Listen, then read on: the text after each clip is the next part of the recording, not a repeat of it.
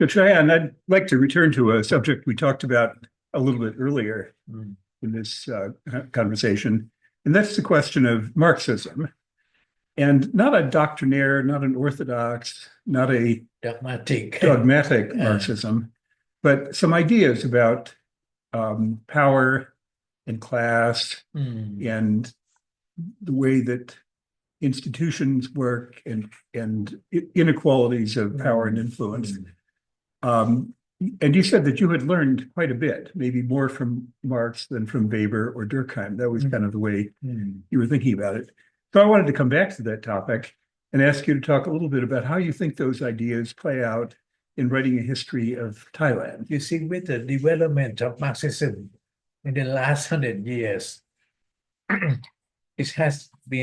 progress has been made in the Marxist thoughts, particularly in my view, it's about my work, it's a question of the state. So we use Marxist approach to the state, the Marxist approach to the state, to organize the empirical data of the Thai case or the Thai state in the making. That is to say, we have to begin with what is a state? A simple question. In my view, we visit from a certain degree of, from a certain angle of Marxist tenet. A state is a political entity. To be more precise, it's about or it entails political relations. Or even more precise, it entails class relations. That is, I think that is a powerful tool to look at the Thai case as, and also many other cases. Let's put it this way. The question of state formation, the problems of state formation have been with us in the last 2 centuries and still in this century. Not only in underdeveloped countries like, for example, Sudan, South Sudan, Congo, Democratic Congo, or many other countries in South Africa. Not only that, even Great Britain, as the first so-called nation state, and that I don't like the term nation state, because state is not always based on a nation. But okay, let's use a conventional term. Great Britain, as the first nation state in the world, still has some problems. It's not finalized. The state formation in Britain has not been settled once and for all. No, not to talk about Northern Ireland, even Scotland. That is a part of the state of Britain, still not settled, still in flux, so to say. The problems of state formation is still in flux, even in Great Britain, which is, let me repeat, the first state in the world. So, then here, the problem of sovereignty, problem of territorial boundary are still with many countries in the world. Let's take the example of Ukraine vis-a-vis Russia. Let's take the case of the former Yugoslavia, Croatia, Bosnia, Slovenia, not Slovenia, but Bosnia, Croatia. All this is still in flux. The problem is still in flux. So now we come back to the question of state formation in Thailand. In my case, in the case of Thailand. You see, I think one of the most prominent theoretician on state formation is Charles Tilly. But Charles Tilly has a great credit to look at state formation. But his views on state formation, he looked at the state formation in a later phase. which these later phases are different from mine, which is at the initial phase. Let's put it this way. Charles Tilly looked at a state formation in terms of conflict among the states and the system of the state. Yes, it is quite telling. His theory is quite telling, but it's not really applicable to the Thai case. In my analysis or my way of looking at the Thai state is at the initial phase, how state was being formed, right at the beginning. Therefore, we have to look at political relations within that territorial boundary that is going to be formed. And class, let's put it this way, it's a question of class formations. Which class directed the state formation? This is a key, if not the key perspective to look at how state is being formed. Are you with me? I think Yes, yeah, I am. I think this perspective can be useful as a tool to look at many other cases in Asia and elsewhere. I got a letter from a scholar from Brazil and Argentina. They happen to read my book or somehow. They find it. It's something like if you change the name of the country from Thailand to some other countries in Latin America, it seemed to be fitting. Like, yeah, I was so delighted when I got their like letters, email at the time. But I have not kept their letters. But I was so delighted that the case of state formation in Thailand can be like useful to look at other cases in other countries. Yeah. So a kind of simple way of interpreting what you're saying about let's look at the class system or the powerful classes which had an influence on the formation of the state in its earliest gestation. A simple way of interpreting that in some states would be that it's landlords, it's land ownership, and possibly landowners and serfs, or landowners and bonded laborers. Landowners require labor, and to control labor, they require something like not only their own military servants, but they also maybe require something like state power. So if you followed that line of thought, that the state followed the interests of the landowning class, is that a way of interpreting the Thai state? Yes, that is useful at the beginning to look at land owning class, that they were in control of the land, land ownership. The fact that they can control land ownership, they can also benefit from produce from the land. But things change. This land owning class change with the development of economy, which was in the case of Thailand was in contact with the British capital and also mainly British capital. So they changed themselves from the land owning class to be capitalist class in the process of say 50, 60 years.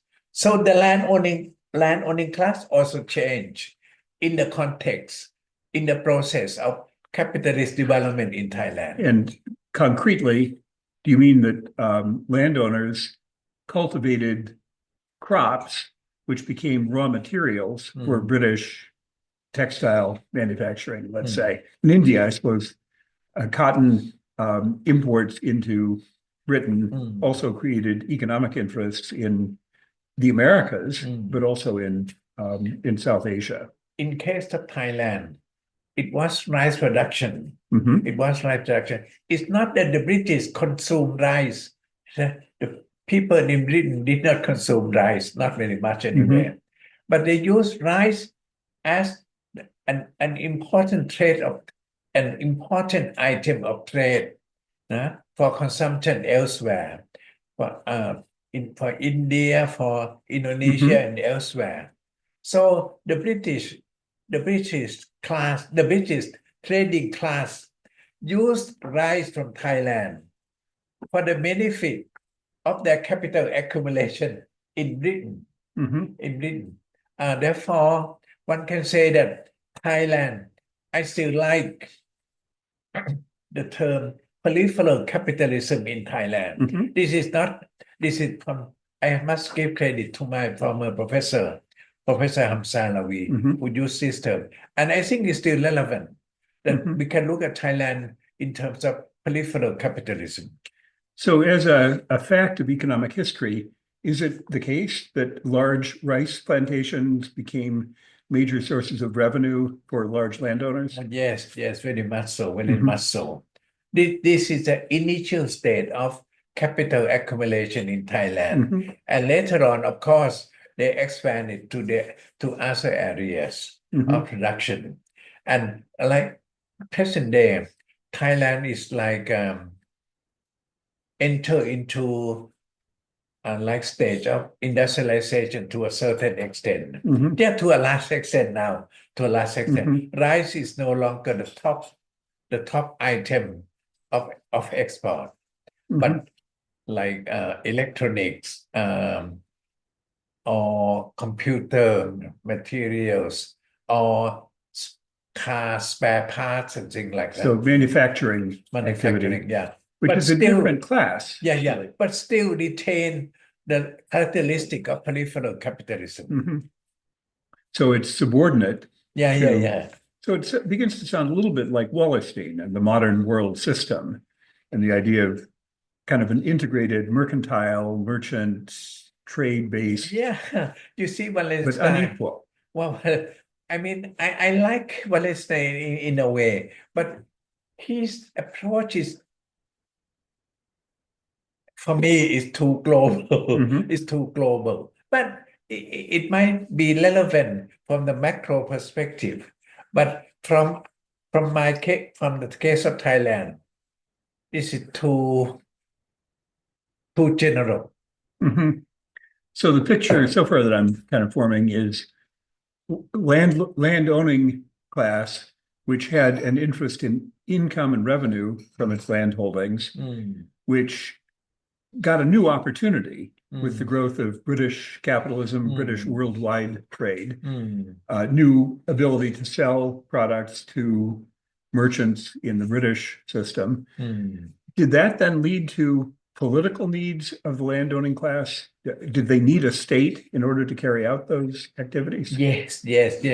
Because political power goes hand in hand, or political power must be, generally speaking, is based on economic power. You need economic surplus to expand your political power.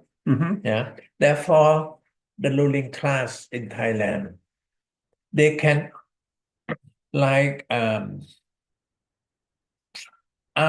or have been in a position to control both politics and economic development. You see, as I said earlier on, what is a state? Can we come back to this question again? It's a political entity which entails political relations among the people within a certain territory. And political relations, let's call a spade, is class relations. Political relation is more or less as based on class relations. So the dominant class can direct and control the way the state develop. So one thing that Tilly talks about is two functions of the state. One is revenue collection, collecting taxes, and the other is waging war. And maybe there's a third function, which is maintaining order among internal sections of the people who have conflicting interests, that the state can use its power to enforce law or enforce property rights or something like that. You see, the characteristic of the state explained by Tilly. Some of them, Charles Tilly used the European experiences, particularly the Western European states. But some of the characteristics of the state explained or described by Tilly, some of them, some aspects are relevant to Thailand too. Like, for example, to enmesh revenue, to accumulate revenue for their own ends, and also to control, to detain themselves in a dominant position. These characteristics are more or less comparable, but not the case of, not the aspect of war. Charles Tilly emphasized or focused a little strongly, too strongly for me in our case. Because it doesn't fit the case of Thailand very well. Not totally, not totally. Yes, we had war. As I said, war between the British forces in Malaya. Right. Yeah, but not with Burma, not Laos or Cambodia, not with its neighbors. But would you say that foreign powers, let's say Britain or the Netherlands, did those foreign powers, which also had interests in Asia, did they influence the structure and the emergence of the state in Thailand? I use the term Thailand followed the British without a lease. The British don't need a lease to pull Thailand. If you walk a dog, you need a lease. Yes. Yeah. Right. But the British don't need a lease to pull Thailand, to walk Thailand into its direction. And that's because why? They just followed. They just followed the British example. They just followed what the British say. But is that because it was in their interest? Yes, to cooperate with British traders, to cooperate with the British trading system. And also in cultural terms, they adopted British practices or used the British as the benchmark, not only example that they want to follow. So they adopted like dresses, the way they eat, and the way they spend their time in their education and all that kind of thing. Thailand had been and still is a colony, a British colony, both in terms of cultural influence as well as political influence. But of course, nowadays it changed a little because of the decline of the British Empire. But still, Thailand has to rely on the West, particularly the US now. So at the beginning of this part of our conversation, you said that you were not interested in dogmatic or doctrinaire Marxism. A doctrinaire Marxist idea is that the state is the managing committee of the bourgeoisie or of the dominant class. That's too superficial. Okay. And that's not the idea of Marx. That's the idea of Lenin, Lazar. But might be relevant for Russia at the time. But Lenin's writing is less theoretical. He wrote it for the masses, Lazar, not in academic terms. But yes, his rhetoric is useful. It's useful. So you see it just as rhetoric, though, that because the other view is Poulantzas and Miliband, who think that the state has relative autonomy, that the state emerges as kind of an independent force in many countries, which isn't directly managed by the aristocracy or the bourgeoisie, but that political elites themselves have kind of an autonomous power. Is that part of what you would say about Thai history? I you see, my professor Hamsalawi was very angry with me when I used the term relative autonomy. He thought it's redundant. He thought it's tautological, you know. Of course, you can say it's relative. To what degree and in what context and in what phase of state formation? You cannot just say like a generalized idea to characterize a state like that. So, and even now, the term relative autonomy, I think, is outdated. Has been Well, I guess superseded. it's important in the sense that the doctrinaire Marxist would say the state can never fundamentally oppose the interests of the bourgeoisie. It will eventually follow. It has a leash. I like that metaphor. Whereas the relative autonomy view seems to leave room for the Labor Party, for example, for a direction the state can take, which is not completely in the pocket of the bourgeoisie and not completely a communist state. It is a relatively autonomous state. It's a state which can. You see, the state has to follow or is under structural imperative of the, if I may say, capital accumulation or capitalist development. To say that, it means that the state is not independent in that way. It has some way somehow be constrained by structural imperative. I use the term structural imperative. This is from my former professor, Hamsalawi. I think I like that better. Superficially, at the surface, perhaps you will see it that way, but deep down, at the underlying level, no. So right now, in your neighborhood, the Burmese state, the Myanmar state, is completely destroying the possibility of transformation, economic growth, new investment in Burma. And the reason for that seems to be that the military elite have their own interests, which are contrary to the interests of what you might call the ruling class, contrary to the interests of the people, but they seem to be able to persist in power. So that seems to be a state which is exercising its own historical imperative. Is that an example which kind of contradicts the Marxist view? No. It's distressing to talk about a case in Burma. I feel sorry for them. Yes. For many national minority groups in Burma. You see, their problem is the military junta. They wanted a so-called unified Burma. Unify Myanmar, which is difficult, very, very difficult to achieve. But contrary to the Thai case, Thailand, the ruling class in Thailand could achieve it, from the colonial conquest.